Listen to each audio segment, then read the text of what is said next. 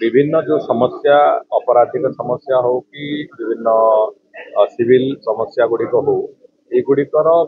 मध्यस्थता करके जड़े कहीं तार समाधान सूत्र जब कर कोर्ट को से केस आउ न से भाया अनेक लोक विभिन्न जगह भी अत्याचारित होती से कोर्ट साहाय्य पाइबे जापार अनेक लोक कोर्ट को दौड़ी दौड़ी हालिया होती ये सब दृष्टि आखि आगे रखी जो नुआ मेडिएशन एक्ट केंद्र सरकार कर आक्टर आधार रे मेडिएशन को प्राथमिकता दवा को निष्पत्ति होती आम आधार कर विभिन्न पंचायत रे लीगल वॉलंटियर्स एवं लीगल वॉलंटियर्स सहित से अंचल जो आईनजीवी माने हूँ सेठी अंगनवाड़ी वर्कर हूँ अंगनवाड़ी सुपरवाइजर हूँ एमानंकु नेइकी सेठी पारिवारिक समस्या को आरंभ करी विभिन्न दिगरे जो समस्या गुड़िक ग्रामांचल विभिन्न अंचल हो तार मध्यस्थता करने मेडिएशन इम्प्लीमेंटेशन आम करने को आरंभ कर गोटे योजना आरंभ हो स्टेट लीगल सर्विस अथॉरिटी ए गोटे प्रमुख भूमिका केମିତି नब से बाबद किसी योजना आरंभ हो भावुची आम सफलतार सहित से कथा करूँ जेहेतु यही 28 तारीख दिन यही मासर नेशनल मेडिएशन कॉन्फ्रेंस भी जातीय स्तर जो मेडिएशन कॉन्फ्रेंस गतर दिल्ली में होता है एथर ओडिशा रे होगा निष्पत्ति अटर्नी जनरल द्वारा तो आम से भी अनेक गुड़िए दिग अनेक गुड़िए आस्पेक्ट तार से आलोचना हम तेणुक गोटे प्राथमिकता दवा को आमर सरकार आरंभ कर बार एसोसिएशन जो दाबी थिला जो बार बसवाई एवं लाइब्रेरी ये सब कथा जो आवश्यकता था मो आसंता काली विभाग अधिकारी मान कथबार्ता करो स्टेज रे काम अच्छी आपको एपरिक पारे कि गोटे चेंज ऑफ स्कोप करके से काम जोड़ा जाई पारे नले स्वतंत्र भाव में नुआकरी टेंडरिंग करा जाई पारे से बाबद कथबार्ता है काली निष्पत्ति ये गोटे भिन्न किसम कथा नहीं समस्याटी अच्छी तेणु जिते आम जो नुआ uniform policy uniform settlement policy आसो से आधार रे यही कथा गुड़िक भी विचार को आसो तेणुक कौन कौन ना से बाबद में पुणी अधिक चर्चा आलोचनार आवश्यकता अच्छी तेणुक से गोटे बहुत 15 वर्ष आहरी आगर समस्या ये तेणुक बाबद में निष्पत्ति दिजा पूर्व अनेक तर्जमा अच्छी आलोचना कर समय आवश्यकता भी अच्छी दक्ष नेतृत्व से दक्ष मंत्री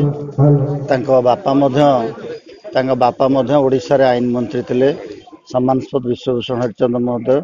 जे कि महामहिम राज्यपाल दुईटी राज्य थे बेले बहुत संस्कारमूलक कार्यक्रम ओडिशा रे आईन विभाग करा जायथिला एवं आशा निश्चित भाव रखिबू युव मंत्री दक्ष मंत्री निश्चित भाव रे जटणी जो समस्या रही आम जटणी न्यायालय ए तो नूतन गृह निर्माण हो तार जो डिमांड था बंधु मान अधिवक्ता बंधु मान बार एसोसिएशन घर भीतर से टेंडर भीतर नाला माननीय मंत्री तो आज प्रतिश्रुति देले जदि से टेंडर जो कार्यक्रम न सरी तार भीतर आम कंटिन्यू करूँ जब सरी नुआ टेंडर करूँ निश्चित भाव माननीय मंत्री को आम धन्यवाद और कृतज्ञता जनइबू आशा रखू निश्चित भाव में जटणी जो कोर्टर नवकलेवर हम एवं सब जज कोर्ट जो अप्रूव हो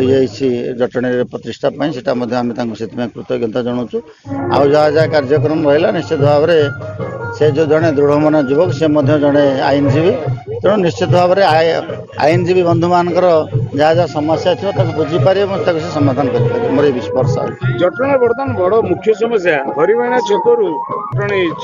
गेट सिंगल मत सी जेहेतु खाली आईन मंत्री नुहति से पूर्त विभाग मंत्री तेणु से भी कहले जेहतु दुईटी विभाग मो दायित्व आईन सांगे वर्क्स डिपार्टमेंट से अच्छा मंत्री मत गला बेले कान गोटे कथा कहीदे गले तो निश्चित भाव से जो कथाटी कहले आप रास्ताघाट से मुझे लिखिकी देवी ले समाधान हम जड़े हूँ गोटे वीरमाटी यही वीरमाटी रे आज सप्तम प्रतिष्ठा दिवस होता आम कोर्टे आमर मुख्य अतिथि आमर आईन मंत्री पृथ्वीराज हरिचंदन थे मोर बड़ भाई सुदीप्त राय थे आम साथी एवं आमर बार आसोसिएशन सब सभापति ठूँ आरंभ कर समस्त थे जटणी गोटे एमती जगह जो जगार कि आईन कानून व्यवस्थाटा सबुठ गुरुत्वपूर्ण कारण जटणी दिन को दिन जो भाव में विकसित भाव में बढ़ुची जहाँ मंत्री कहले ତାହାର ନିହାତି ରୂପକରଣ 2029 ସୁଦ୍ଧା ବଦଳିବା ଦରକାର ବୋଲି ମନ୍ତ୍ରୀ ଏଠି ଆମର ଉତ୍ଥାପନ କଲେ। ଏବଂ ଜଟଣୀ 2ଟି ଥାନାକୁ ନେଇକି ଗଠନ, ଗୋଟେ ହେଲା ଆମର ଜଟଣୀ ଥାନା, ଗୋଟେ ହେଉଛି ଆମର ଇମ୍ଫୋଭାଲି ଥାନା। ଏବଂ এই ଏରିଆକୁ ନେଇ ଜଟଣୀ ଗଠିତ। ତେଣୁ ଜଟଣୀରେ ସମସ୍ତ ଆଇନଜୀବୀ ମାନେ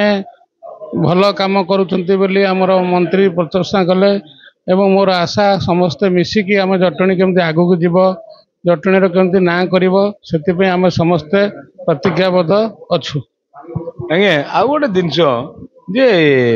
ଜଟଣୀ ହରିଭାଇନା ଛକଠୁ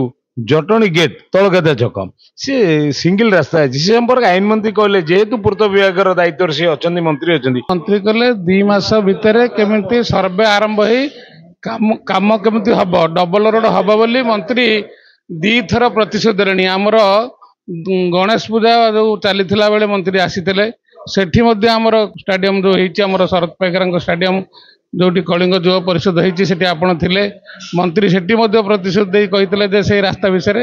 ଆଜି ମଧ୍ୟ କହିଲେ। କିନ୍ତୁ ମୁଁ ଯେତିକି ଜାଣିଛି ଆମର ପୃଥ୍ୱୀରାଜ ହରିଚରଣ ଯୋଉଟା କୁହନ୍ତି ସେ କରନ୍ତି। ଆଉ ତାଙ୍କର ଜଟଣୀ ପ୍ରତି ସେତିକି ଭଲ ପାଇବା ଅଛି ଯେହେତୁ ସେ ଖୋର୍ଦ୍ଧା ଜିଲ୍ଲାର ପୁଅ